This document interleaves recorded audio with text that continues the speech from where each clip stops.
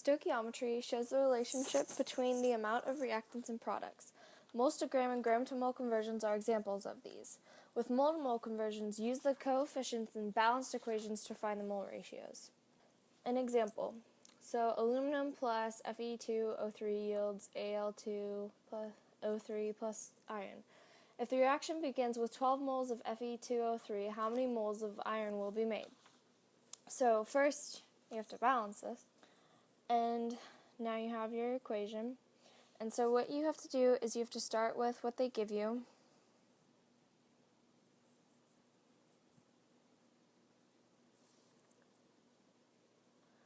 $12 moles of Fe2O3. And when you look into your equation, you have 1 mole of that, so you put 1 mole of Fe2O3. And then those two cancel out because they're the same.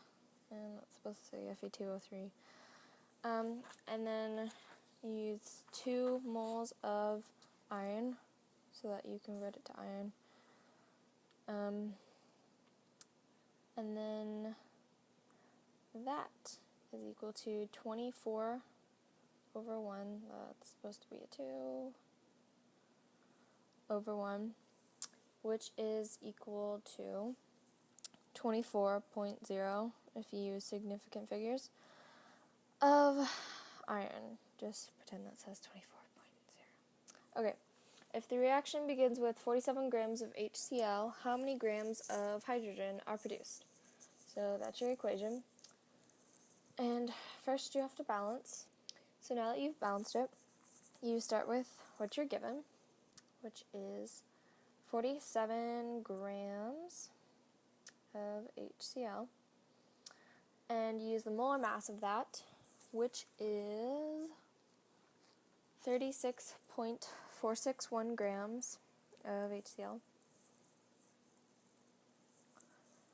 and that is the molar mass, so 1 mole is on top. And then those two cancel out. And then you have to use the coefficients in your equation for HCl, which is 6 moles. You have 6 moles of HCl to 3 moles of hydrogen. Those two cancel out. So then you have 3 moles on top. That's supposed to be a 3.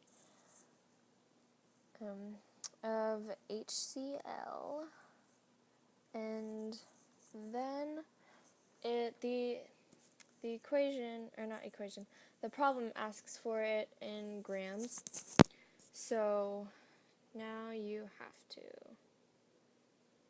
convert it to, or use the molar mass to convert it. And the molar mass is 2.016 grams. So that's 2.016 grams. That's supposed to be 2.016 of H2. All of this is equal to 1.29936, and with significant figures, that's just 1.299. So that's supposed to say 1.299. And then that's the answer.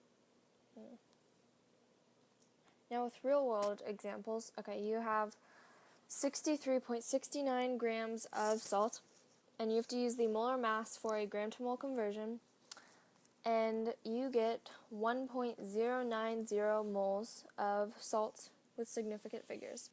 Now you have 83.44 grams of baking soda, and the molar mass of that is 84.006, so you convert that using a gram-to-mole conversion, and you get 0.9933 moles with significant figures.